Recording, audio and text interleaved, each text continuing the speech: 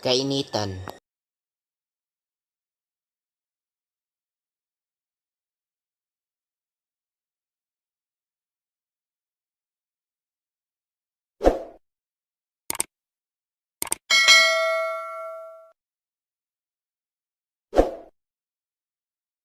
Uy Rex, napaka-boring no? Oo nga walang magawa. Grabe, sobrang init din ng panahon. Musta mga lods, welcome back sa ating YouTube channel at kung di ka pa nakasubscribe, mag-subscribe ka na. Pag-uusapan lang naman natin ay ang tungkol sa kainitan sa Pinas. Simulan na natin to. Nagkakape kahit tag-init.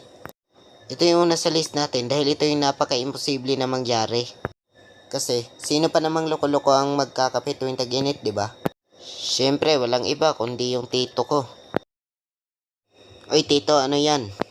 Ano pa nga ba to? Di kape. Ha? Kape? Oo. Kape ba talaga yan?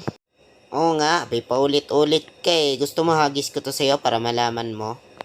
Ba't kayo nagkakape samantalang ang init-init ngayon? Yun nga ang dahilan eh. Ha? Bakit naman? Naawa kasi ako sa araw, mag-isa lang siyang nakainit kaya sinamahan ko na lang. Ang tito ko, naku may pagkakomedyante rin. Haha, o diba? So hanggang dito na lang mga lods.